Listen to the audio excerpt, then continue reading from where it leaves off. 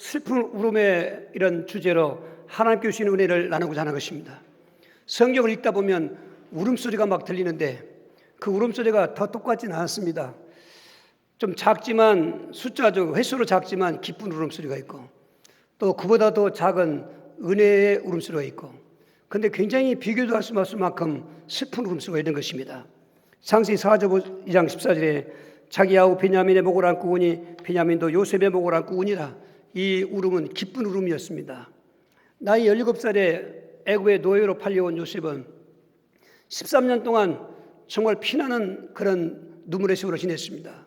10년 동안은 노예 생활로, 3년 동안은 모함을 받아서 감옥에 간 주의 생활로.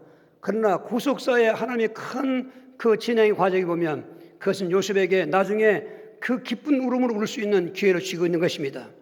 나중에 그 바로왕의 꿈을 꾼 것을 해몽할 적 없을 때 하나님께서 해몽하게 주는 요셉이 가서 7년 풍년 7년 흉년의 꿈을 해몽해 줬습니다.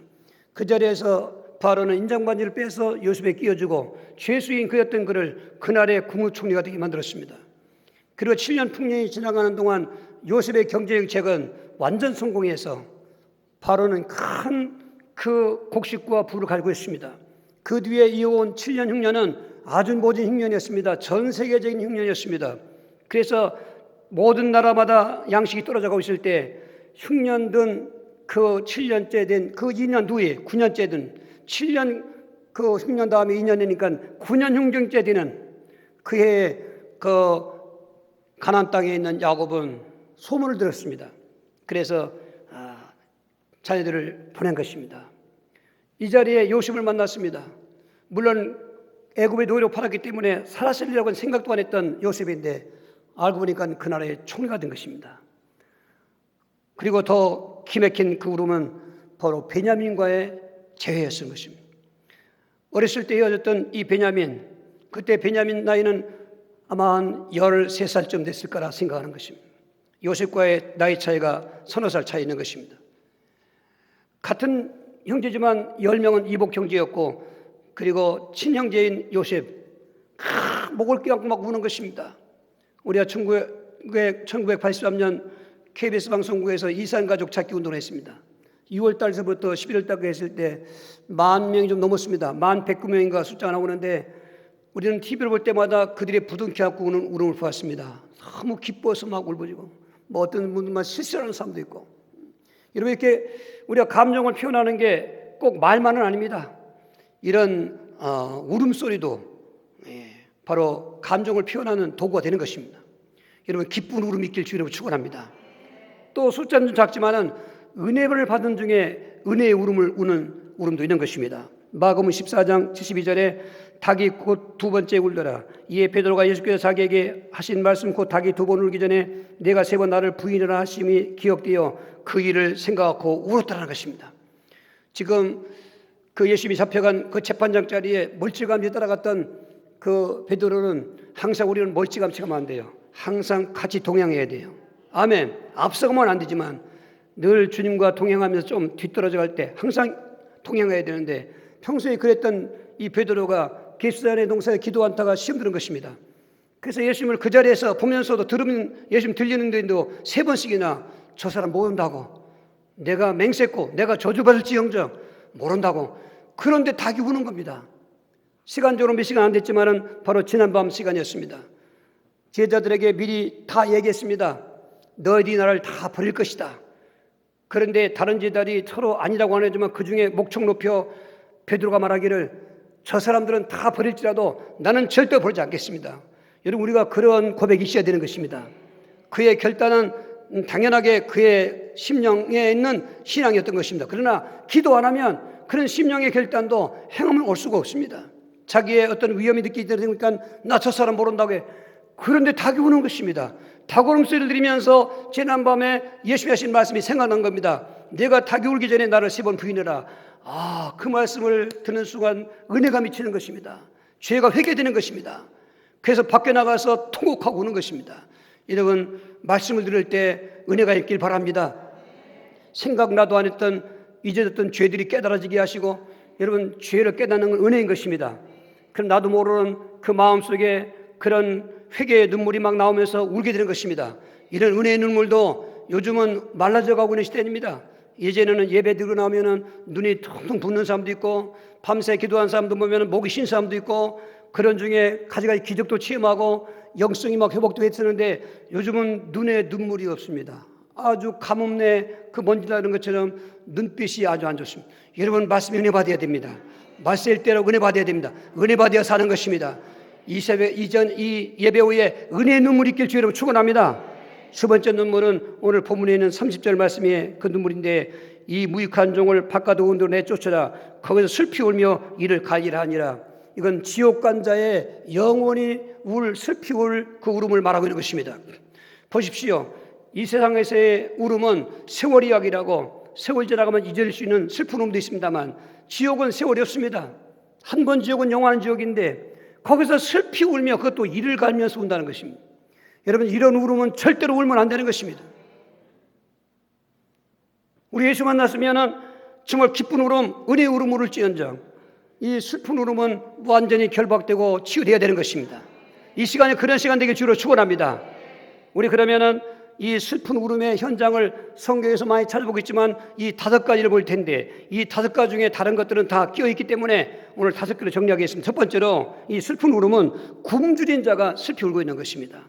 창세기 21장 16절 합독하십니다. 이르되 이 아이가 죽는 것을 참아 보지 못하겠다 하고 화산한 바탕 거리 떨어져 마주 앉아 바라보며 소리내어 우니.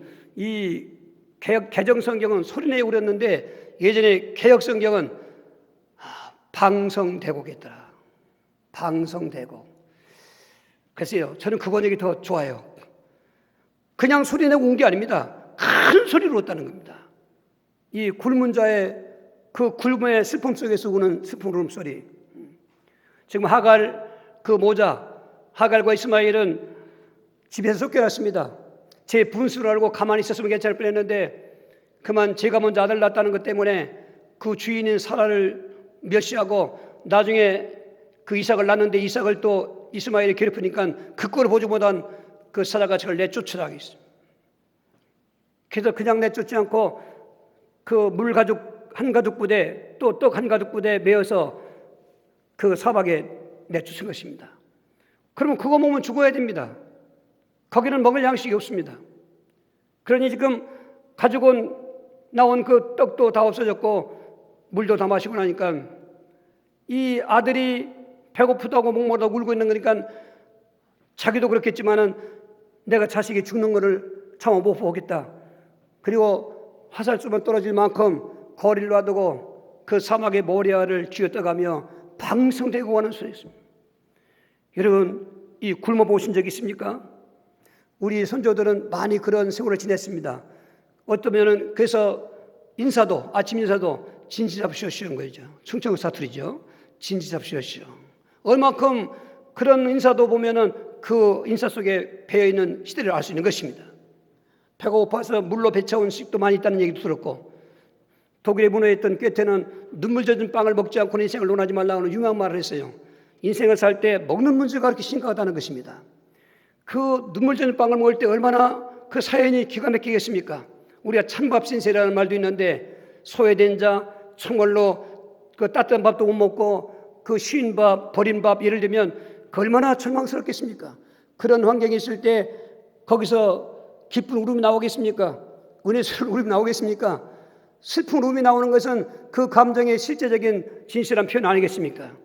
지금도 이 지구촌에는 몇억 명이 굶주려 있다는 것입니다. 뿐만 우리 주변에도 물론 그렇게까지 굶주린 사람 없지만 그래도 많은 사람들이 굶주려 있습니다. 그런 사람들을 보면서 우리가 그냥 지나면 안 되겠지만 어쨌건 이러한 굶주림 울음소리, 그런데 하나님은 그 아이의 울음소리를 들으신 것입니다. 천사를 보내서 울고 있는 하갈에게 소망을 줬습니다. 이 아이로 큰 민족을 이루하겠고 그런과 동시에 하갈에게 이 영안이 열려지게 했습니다. 하나님의 비밀을 보게 했습니다. 오아시스를 찾게 했습니다. 그래서 우는 아이에게 물을 갖다 먹였다는 것입니다. 여러분 어떤 인생 속에 굶주림이 울음이 있다 할지라도 답은 있다는 것을 우리에게 사인 주신 것입니다. 우리 중에 절대로 배고파서 울고 굶주려서 우는 울음은 없기를 주의 이름으로 축원합니다. 두 번째로 어떤 슬픈 울음이 있는가? 불치병자가 그렇게 통곡하는 슬픈 울음을 성경에서 들을 수가 있는 것입니다. 열왕기하 20장 3절 같이 합독하시겠습니다. 여호와여 구하오니 내가 진실과 전심으로 주 앞에 행하며 주께서 보시기에 선하게 행한 것을 기억하옵소서 하고 히스기야가 심히 통곡하다라 했습니다. 여러분 참 그 죽는 게 서러운 게 아니라 앓는 게 서럽다는 말이 있습니다. 앓느니 죽는다는 말도 있습니다. 이 앓는다는 거 병의 고통이 얼마나 괴롭겠습니까? 그런데 병원 가서 진단받아서 치유가 된다면 덜 하겠지만은 이제는 병원 진단돼도 이거는 고치지 못한다는 병도 있는 것입니다. 그 병을 히스기야가 지금 앓고 있는 것입니다. 히스기야는 나이 25살에 왕이 되었습니다. 그리고 지금 4년째 지나가고 있는 29살 때였습니다. 그 4년 동안에 그 정치는 놀라운 정치였습니다. 아버지 때도 그랬지만은 그 많은 왕들이 세워놨던 그 신상들, 우상들 다 부수고 그리고 바알 신에서부터 하나님 신앙으로 회복해주고 그때까지 광야에서 놋뱀을 만들었던 그 놋뱀이 이제는 우상화되어서 그거를 지금까지 가지고 있는 것입니다. 그것도 부숴버리고 그리고 오직 여호와만을 숨기자 잃어버렸던 유월절을 다시 지키게 하고 신앙문화로 하나님 앞에 기쁘시게 했던 그런 왕인데 이 젊은 나이에 지금 아들도 없습니다. 왕도 없습니다. 지금 금방 좀 어떡하겠습니까? 그러니까 하나님께서는 이미 죽을 병인 것을 알기 때문에 이사야 선지를 보내가지고 빨리 집을 준비해라. 그 말은 죽을 준비하면서 유언도 할 것 하고 그 말인 것입니다. 그 말을 들은 히스기야가 병 고쳐달라고 하니하고 벽을 향하여 돌아보더니 하나님 내가 진실과 전심으로 주를 섬긴 것을 기억해 주시옵소서. 그리고 심히 통곡하다라는 것입니다. 사람이 저축할 때도 보면은 어떤 그 평상시 저축했다가 그 큰 문제를 만났을 때 위기 만났을 때 아주 요긴하게 쓰는 것처럼 여러분 신앙도 저축이 있는 것입니다. 기도도 저축이 있는 것입니다. 여러분 평상시 믿음에 저축하시기 바랍니다. 정말 기도에 저축하시기 바랍니다. 이렇게 어려울 때 위기 만났을 때 그 믿음 아니면 이길 수 없습니다. 히스기야는 하나님께 통곡하면서 기도한 건 뭐예요? 내가 진실과 전심으로 주를 성령을 기억해 주시옵소서. 그렇게 기도하고 통곡하는 그 히스기야를 이사야 선지자는 이제 다시 가는 것입니다. 그런데 하나님이 이사야에게 다시 예언하신 것입니다. 너는 되돌아가서 내 종 히스기야에게 내 기도를 들었고 내 눈물을 보았노니 내가 내 병을 고쳐줄 것이요 3일 안에 성전에 올라갈 것이고 내 생명을 15년 동안 연장해 주리라. 할렐루야. 알고 보니까 생서복화가 신명기 3장 15절에 하나님 한다고 하시는데 진짜로 인생의 생명과 복과 그리고 사망과 하를 하나님이 주관하시는구나 믿으시면 아멘이시. 오늘 12년 동안 앓던 불치병자 답이 없었습니다. 혈루병이었습니다. 18년 동안 귀신이 붙어 있어서 척추가 구부러진 누가복음 13장 13절에 그 병자도 불치병자였습니다. 요한복음 5장 5절 6절에 38년 동안이나 베데스다 물가에 누워있는 이 불치병자도 고치지 못하는 병이었습니다. 그런데 예수님은 오셔서 고쳐주신 것입니다. 혈루병자의 병을 고쳐주신 것입니다. 또한 그 척추병자의 병을 고쳐주신 것입니다. 또한 38년 된 그 요한복음 5장의 병자도 고쳐주신 것입니다. 지금도 히브리 13장 8절에 예수님은 동일하신 것입니다. 이 시간도 치유의 답이 필요한 사람들은 치유할 것입니다. 그토록 아픔에 고통에 슬피 울던 울음이 이제는 기쁨으로 그리고 은혜의 울음이 나오기도 해 주시는 것입니다. 여러분에게 질병의 슬픈 울음은 치유되게 하시고 정말 기쁨의 치유의 축복의 눈물이 있길 주의로 축원합니다. 네 번째로 이 절망자들, 이 세 번째로 절망자들의 슬픈 울음소리를 우리는 민족이 우는 모습을 볼 수 있는 것입니다. 민수기 14장 1절을 합독하시겠습니다. 온 회중이 소리를 높여 부르짖으며 백성이 밤새도록 통곡하였다고 했습니다. 우리가 기대를 건 것만큼 만약에 실패하면 더 절망이 오는 것처럼 유대인들은 지금 히브리인들은 출애굽해서 가나안 땅 가는 그 희망이 부풀으셨습니다. 그런데 하나님께서는 이 민족을 그 광야에도 이끌었습니다. 그리고 거기서 그들을 믿음으로 훈련시키는 것입니다. 그리고 장차 가나안 땅에 어떤 모습인가를 그 12지파의 대표 한 사람을 뽑아서 12명을 보냈던 것입니다. 거기에 뽑힌 사람들은 다 믿음으로 그 지파에서 뽑힐 만한 사람들이 뽑힌 것입니다. 아무나 뽑힌 거 아닌 것입니다. 그 40일을 정탐하고 그리고 돌아오기를 기다리고 있는 백성들은 기쁜 소식을 가지고 올 그 희망을 가지고 기다리고 있었는데, 이들이 와서 10명은 아주 절망적인 보고를 합니다. 그 땅을 정탐한 내용을 잘 얘기하는데 얼마나 세밀하게 정탐했는지 그 증거로, 야, 거기는 적과 꿀은 땅이다, 정말로 과일도 풍성하다, 이 포도송이를 들고 온 게 아니고 메고 올 정도로 그렇게 탐스러운 포도가 열매 맺는 좋은 땅이다. 그런데 그 땅에 사는 사람들은 거민들이고 성은 심이 크고 그리고 견고하고, 거기서 우리는 안악자손을 보았다. 안악자손은 아주 싸움에 용맹한 자일 뿐만 아니라 치구가 굉장히 커요. 종족이 그래요. 사람도 그런 거 있지 않습니까? 이 모든 그 체질이 그 대를 이루는 것처럼 우리는 거기다만 메뚜기 같은 거다. 더 나아가서 13장 31절의 민수기, 우리는 그 땅에 못 간다. 하나님이 없어졌어요. 믿음이 없어졌어요. 그러니까 상황이 절망이니까 믿음도 절망으로 빠져가는 거예요. 그런데 두 명이 있습니다. 여호수아와 갈렙입니다. 14장 9절에 그 밤새도 통곡하는 그 회중들을 향하여, 그러나 그 정탐한 사실은 맞지만 하나님은 우리와 함께 하신다. 저들은 우리의 밥이다. 우리는 올라가자. 그 말 했더니 이 군중들이, 백성들이 돌을 넣어 죽이려고 합니다. 그때 하나님이 쫙 개입하시는 것입니다. 그러고 말씀하신 것입니다. 너희의 그 말이 들린 대로 내가 그대로 해주겠지. 그런데 여호수아와 갈렙만은 그들과 달라서 온전히 쫓았은즉 그들을 가나안 땅에 들어가게 하신다는 것입니다. 지금도 이런 그 상황에 연장성산이 있는 것입니다. 그런즉 우리는 2명씩이 들어가야 되는 것입니다. 10명의 그 부정적인 절망적인 보고한 사람은 그날에 죽어버렸어요.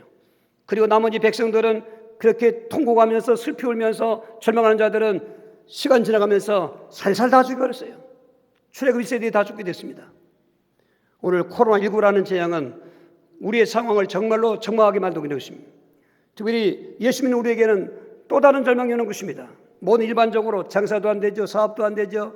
직장도 어렵죠. 모든 공장들이 그 기계들이 지금 점점 멈춰가고 있다지요.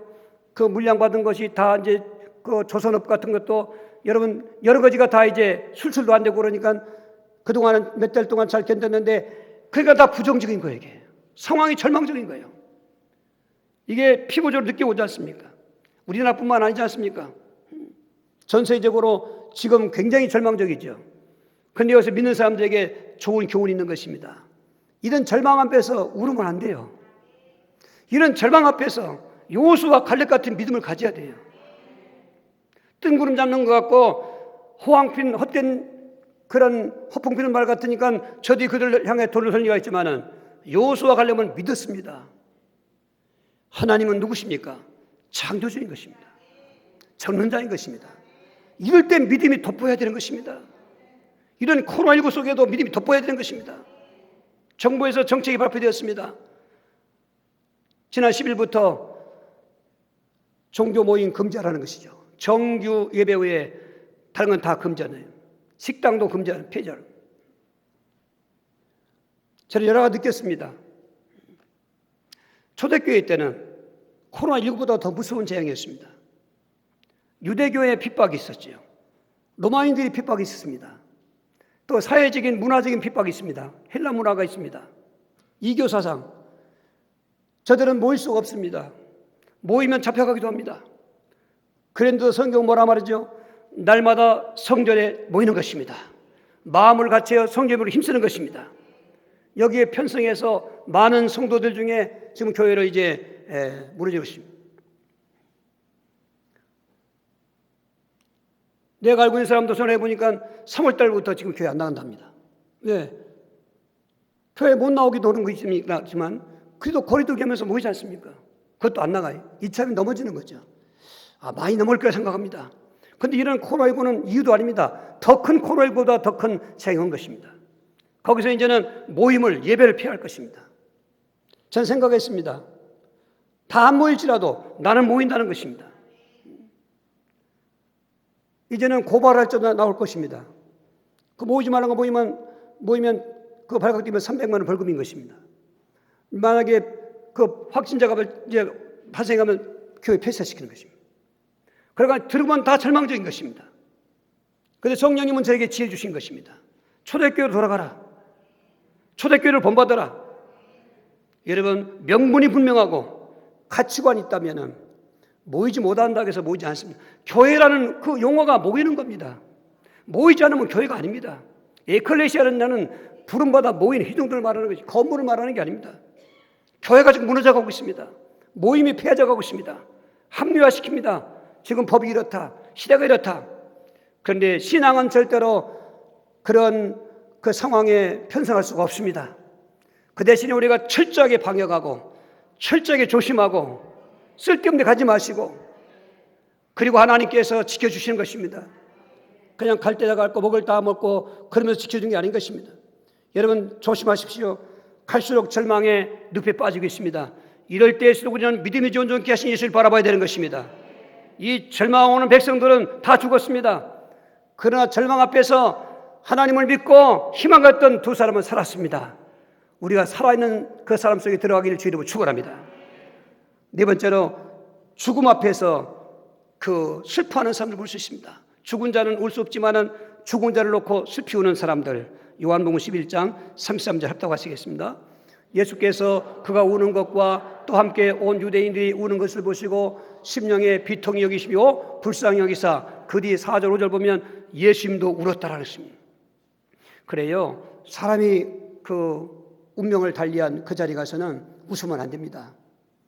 일단 숙연한 그 마음 가지고 우리가 죽은 자를 위해서 무슨 기도해도 소용없지만 그러나 여러 가지 의미를 담고 우리는 잠깐이라도 마음속에 좀 경건함과 숙연함이 있어야 되지 분별 없이 그냥 깔깔거리고 이제 고성을 지면 안 되는 것입니다. 그게 문화 아니겠습니까? 참 내가 안 죽었지만 죽은 자를 보니까 그런 게 도는 거죠. 보십시오. 우리 죽음을 금방 죽은 사람, 죽어서 장례 지내고 있는 사람, 또 장례 지낸 지 나흘 된 사람, 우리 대표적으로 이렇게 볼 수 있어요. 마가음 5장에 야이로에 따른 금방 죽었습니다. 12살입니다. 유대인들은 예수님 당시 성인이 13살, 그 13살 넘어서 결혼도 하고 그랬습니다. 그런데 동네 사람들이 다 와서 금방 죽었습니다. 아버지는 죽어가는 딸을 위해서 예수님을 찾아왔더니 내 딸을 고쳐달라고. 예수님도 금방 급히 가는 중에 그 가다가 혈병자들을 만났는 것입니다. 그 사람들이 지혜를 지체했어요. 어쨌든 시가 좀 지체했는데 가보니 이미 죽었어요. 동네 사람이 나와서 그 피를 불어가면서 꽃을 던져가면서 슬피 울고 있는 것입니다. 예수님께서 그 죽은 소녀의 손을 붙잡고 달리다곰, 아람어인데 번역 안 하고 직역했어요. 달리다곰, 그 말은 일어나라 그 말인 것입니다. 죽은 사람에게 일어나라고 하는 것입니다. 예수님은 그런 권세가 있는 하나님이신 것입니다. 그 아이가 살아났습니다. 그 슬픈 울음이 기쁜 울음으로 바꿔지는 시간인 것입니다.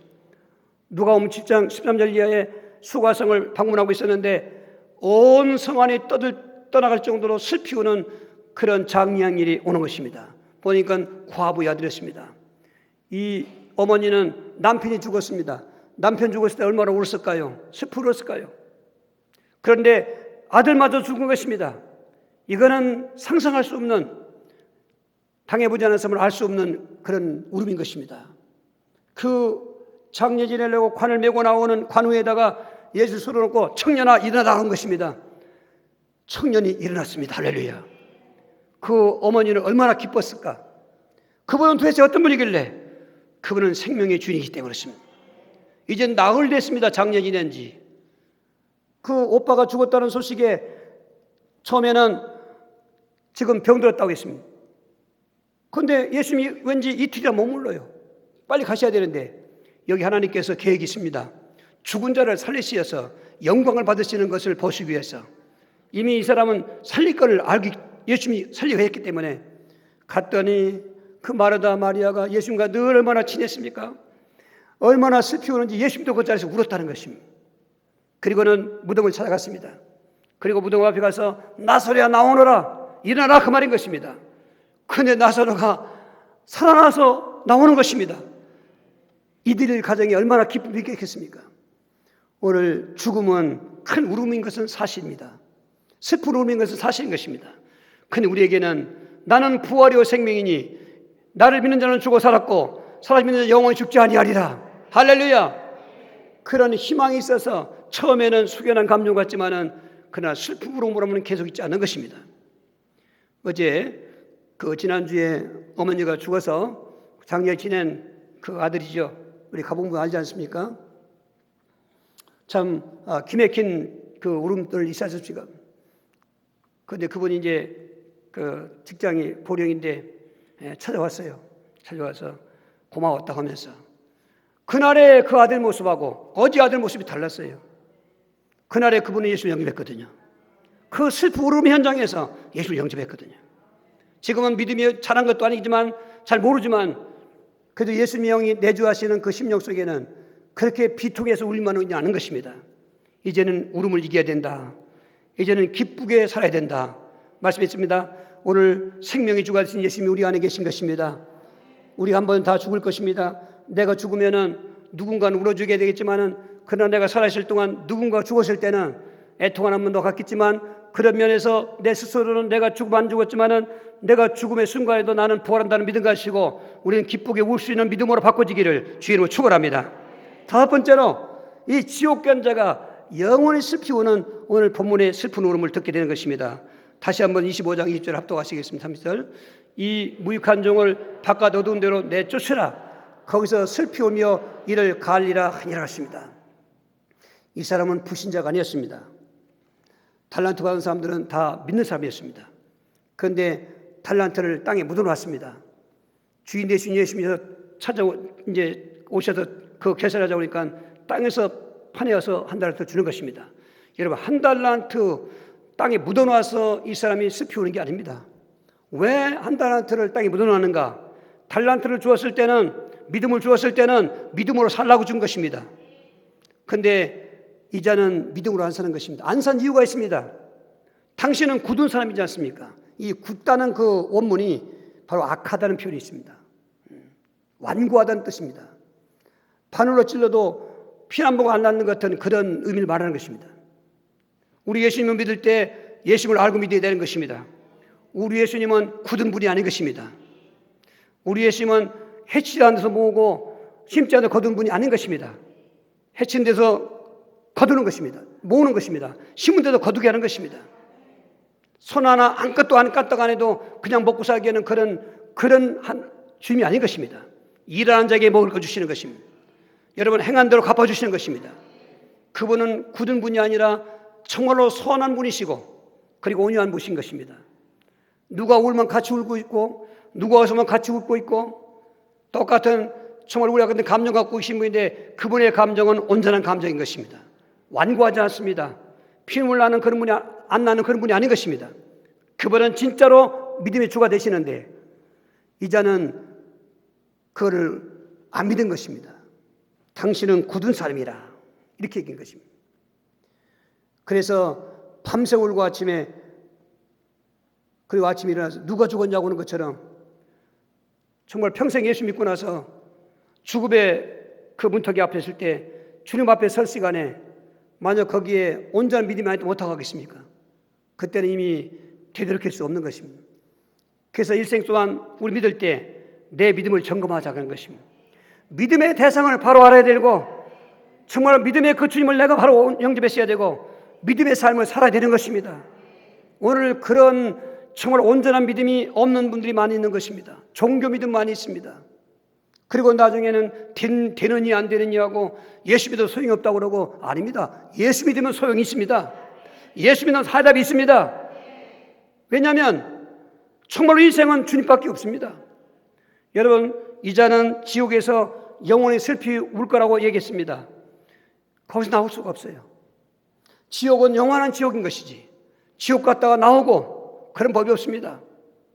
어떤 교파의 교리로 죽었을지라도 자손들이나 산자가 그 죽은 자를 위해서 선행하거나 뭐 어떤 좋은 일 하면은 그 죽은 자가 뭐 천국 간다고요? 성경을 왜곡시키는 것입니다. 한 번 죽으면 불신자는 음부지옥이고 신자는 낙원 천국인 것입니다. 거기에 타협이 없습니다. 회색지대가 없습니다. 흙과 베낀 것입니다. 오늘 이 땅에 살 동안 정말 지옥 가서 영원히 슬피 오래야 될 울음의 삶을 살면 안 되는 것입니다. 우리는 영원히 웃을 인생을 살아야 되는 것입니다. 할렐루야. 그래서 가만히 생각해 보십시오. 우리가 인생을 우리 교동문에서도 읊었지만 우리가 건강해서 70살고 80살라도 자랑할 건 수고와 충복밖에 없다고 그랬습니다. 그래서 갓난아이가 응아하고 태어났습니다. 그 울음소리가 무슨 울음소리였을까 생각해 보았어요. 그게 기뻐서 울었을까? 은혜 받아서 울었을까? 아니라 생각합니다. 인생은 출발부터 슬픔이라는 거예요. 그러면 이 아이는 지금 느낀 거 없고 그리고 본 거 없지만 이미 본능적으로 아담의 후손들은 태어날 때부터 슬픈 인생으로 태어나는 거예요. 그 원죄 때문에. 그러니까 내 스스로 자해적으로 해석할 때 내가 험한 세상을 어떻게 살아갈까 이거. 굶주림이 왕노릇하고 질병이 왕노릇하고 절망이 깔려있고 끝내는 죽어야 되고 그리고 죽은 다음에 지옥 가야 되는데 뭐 지옥까지는 몰랐을지 몰라도 생각해 보십시오. 그리고 인생 살지 않습니까? 뭐는 간간히 기쁨 웃음이 있을 수 있습니다. 일이 잘 돼서 울 수 있고 애들이 잘 돼서 웃을 수 있고 건강하게 살면서 후유하시면 잘 되고 웃을 수 있습니다. 그건 아까 교동문 말씀했잖아요. 속히 지나가는 것이라는 것이에요. 잠깐에도 술 마시면 기쁠 수 있고 쾌락에 빠지면 기쁠 수 있고 그러나 그건 나중엔 약이 되는 것이 아니라 그게 약도 약이 아니라 사약이 되지 않습니까? 그런 것으로 기뻐할 수가 없어요. 인생은 예수님만이 기쁨의 주가 되는 것입니다. 왜 그럴까요? 당신은 예수 믿고 그러니까 그렇게 고집이지? 아니다. 여기도 기쁨이 있다. 아닙니다. 저는 내가 예수 믿는 사람이기 때문에 고집피는 게 아닙니다. 모든 것은 다 변질되고 그리고 없어질지라도 영원히 존재할 하나님의 말씀은 할렐루야 참 진리가 되고 변함이 없는 믿으신 하나님의 말씀은 정답이기 때문에 그렇습니다. 성경 말씀에 왜 예수님만이 슬픈 인생의 해답이냐? 그분은 그리스도이기 때문에. 우리 한번 다시 읽어봐요. 마태복음 16장 16절 시몬 베드로가 대답하여 이르되 주는 그리스도시요 살아계신 하나님의 아들이시다. 그런 굶주림의 슬픔 오름, 질병의 슬픔 오름, 절망의 슬픔 오름, 죽음의 슬픔 오름, 지옥의 슬픔의 원인이 뭡니까? 원인은 죄 때문에 온 것입니다. 원인은 하나님을 떠났기 때문인 것입니다. 원인은 마귀에 잡혔기 때문인 것입니다. 그 원인을 누가 해결할 수 있습니까? 그리스도만 해결할 수 있는 것입니다. 그리스도란 죄 문제를 해결하는 제사장이요 마귀 문제를 해결하시는 왕이시요 하나님 떠나는 문제를 해결하시는 선자인 것입니다. 그래서 예수님은 그리스도의 일을 하시기 위해서 그 그리스도의 사명을 감당하기 위해서 십자가에 죽었다가 살아나기 때문에 히브리 5장 7절에 이 땅에 육체를 입고 있을 때 그분은 심한 통곡으로 울었다는 것입니다. 그 표현이 겟세마네에서의 기도의 표현을 요약한 것입니다. 겟세마네에서 심히 울었다는 것입니다. 인생에 영원히 울어야 될 슬픔 울음을 울 이유도 없는 그분이 인생의 슬픔을 다 담당하시고 그리고 통곡하며 우셨다는 것입니다. 예수님 오시기 전 700년 전 이사야 선지자가 53장 4절에 예언하기를 그는 실로 우리의 질고를 지고 우리의 슬픔을 당하였거늘 우리의 슬픔을 당하였거늘 우리의 슬픔을 당하였거늘 그렇기 때문에 그분만이 슬픈 울음과 슬픈 인생의 해답이라는 것입니다. 예수 믿는 건 종교 생활이 아니에요. 인격 수양이라고 착하게 바르게 살고 그게 목적이 아니에요. 그거는 다 나중에 열매 맺는 열매이지 근본은 구원인 것입니다. 근본은 이 슬픔의 해답인 것입니다. 그 이제는 울면 안 돼요. 내가 그분을 보고 별명을 붙였어. 울보라고. 그가 우리 교회에 있던 분이었는데 자기가 감당할 수 없으니까 맨날 울고요. 맨날 울어. 맨날 징징징 울어. 그냥 손수건을 그냥 가지고 다녀. 그냥. 하나 동안 몇 개씩 갖고 다녀. 그 가방에. 울어 그냥 울어. 근데 운다고 그 사람을 정죄할 수가 없어요. 사람이 다 각자가 다르니까 그 사람은 그 사람의 교회에 대해서는 울 수밖에 없어. 그분은 일찍이 부모를 잃었어요. 차별했어요. 그래서 양어머님이 들켰어요. 그 양어머니가 무당이었어요. 그러니까 그 문화 속에 사는 거예요, 이게. 나중에 그가 이제 성인 돼서 이렇게 돈도 모으면 이렇게 저렇게 해서 그 돈을 다 빌려갔어요. 근데 이제 안 갚아요. 그게 울고 다니는 거예요, 얼굴에는. 그래 만났어요. 야, 저분의 우는 그 울음을 언제까지 드려야지? 그래서 우리 기도했어요. 지금 울지 않아요. 할렐루야. 왜? 예수님 만났거든요. 울지 않아요. 이제는 생글생글 웃고 다녀요.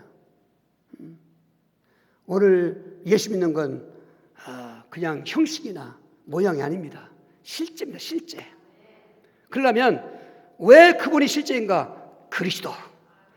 살아계신 하나님의 아들. 할렐루야. 정말 그 비밀을 아신 분들은 현실은 누구나 예수 믿어도 굶주릴 수 있고 병들 수 있고 절망에 빠질 수 있고 그래서 죽지 않습니까? 지옥 안 가지만 그러나 인생 살 동안 슬픈 일이 많습니다. 그런데 예수님을 그리스도로 알고 믿으면 지금 여기서 이제 문제가 갈라져요. 알긴 알았어요. 그리스도로. 그런데 그분이 내 마음에 주인으로 계셔야 되는 거예요, 이게. 그래서 고린도후서 13장 5절을 늘 여러분 묵상하셔야 돼요. 같이 합독하 시작. 너희는 믿음 안에 있는가? 너희 자신을 시험하고 너희 자신을 확정하라. 예수 그리스도께서 너희 안에 계신 줄을 너희가 스스로 알지 못하느냐? 그렇지 않으면 너희는 버림받은 자니라 했어요.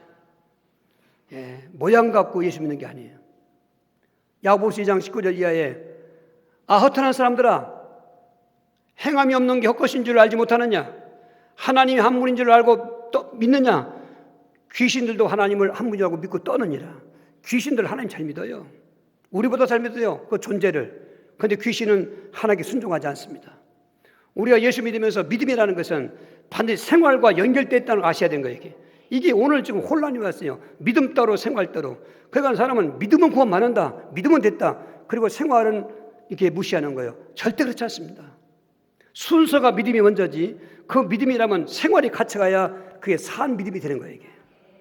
근데 지금 사람들 믿음이 죽은 믿음 갖고 오잖아요. 헛된 거예요, 이게. 그 뒤에 24절에 2장 44절에 믿음의 조상이라는 아브라함 얘기합니다. 아브라함이 믿음으로만 의로움 받았느냐? 아니다. 그가 아들을 번제물로 드릴 때 의롭다 하심을 인정받았느니라. 믿음을 의롭다 받았어요. 근데 내가 나를 경외한 줄 이제 알았다. 창세기 22장 12절은 독자를 바칠 때 바치는 게 믿음이었다, 그 말인 것입니다. 우리 명목교 성도들이 무림만 믿음이 아닌 실제로 믿음에 확신한 그 생활이 따라가는 예배 생활, 기도 생활, 이런 감사 생활, 전도 생활, 충성 생활, 그리고 사랑 생활, 이런 믿음의 생활 속에서 여러분 정말로 그 슬픈 울음이 치유되는 걸 체험하게 되는 것입니다. 할렐루야. 믿음 생활 성공하길 주님으로 축원합니다. 이제는 결론 중에 결론은 세 번째인 것입니다. 그렇게 믿었던 그 믿음을 내가 죽을 때까지 지켜야 되는 것입니다. 후서 4장 7, 8절입니다.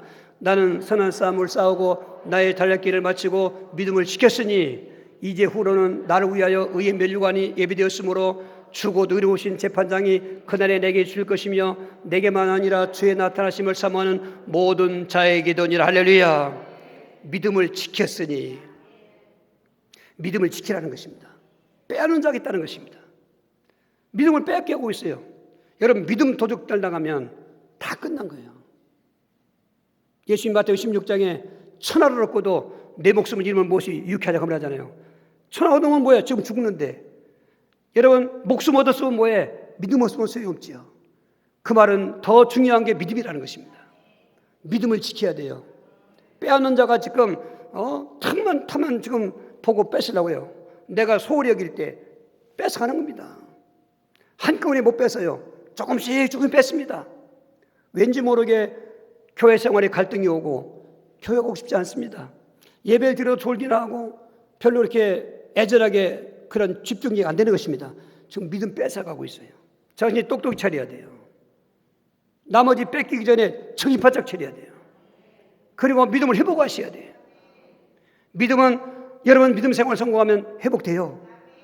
그건 내가 가기 싫어도 그게 가야 되는 거예요. 듣기 싫어도 잘 들어보십시오. 말씀에 은혜 받으면 내 믿음이 회복이 되는 것입니다. 그래서 성경은 기회를 주시는 거예요. 회개하라, 회개하라. 아시아 7교회, 에스보드 사빌라, 회개하라, 회개하라, 회개하라. 5 교회한테. 2 교회는 회개할 이유가 없어요. 빌라델비아에 가고 스무나 교회를 회개할 일이 없어요. 믿음을 지키고 가고 있습니다. 그래 에베소 교회, 도아델 교회, 버가모 교회, 사대 교회, 라오디가 교회는 지금 믿음 다 뺏기고 있단 말이에요. 오늘 명문교회는 믿음 뺏기기 않기를 바랍니다. 믿음을 지키길 바랍니다. 믿음 지키고 하면은 아무리 환경과 상황이 슬프게 울 수 있는 환경일지라도 거기 하나님이 개입하셔서 생명의 주가 되신 그리스도, 하나님이신 그리스도가 개입하셔서 거기서 기적을 베풀어 주는 거예요. 거기서 웃을 수가 있는 거예요. 이번 주간에 기쁜 웃음, 할렐루야. 기쁜 울음이죠. 또 은혜스러운 울음, 그것은 울면서 웃는 거예요. 할렐루야. 그 웃음과 그 울음의 축복이 꼭 체험되기를 주의로 축원합니다. 이렇게 달라고 주여 기도하시겠어요? 주여, 주여, 주여, 살아계신 하나님, 인생을 진단하게 하심을 감사합니다. 울며 왔다가 울며 살다가 울며 가는 슬픈 인생, 영원히 지옥 가서 슬피 우는 그런 인생인데 영생에 있는데 우리 해답 대신 예수님이 이 땅에 오셔서 우리의 슬픔 울음을 기쁨 울음으로 바꿔지게 하여 주시고 그때 그 믿음을 우리가 갖고 그 믿음을 끝까지 지킬 때 오늘 이 땅에 살 동안도 가지가지 환경과 상황 속에 절망하고 슬퍼하겠지만 오늘 우리에게 웃을 수 있는 기회를 주신 하나님, 우리 이 시간 예배드리는 모든 분들에게 슬픔이 다 떠나가게 하여 주시고 기쁨 울음과 은혜스러운 울음 그 웃음의 현장으로 인도하여 주시옵소서. 역사하여 주시옵소서. 예수 그리스도 이름으로 기도하옵나이다. 아멘.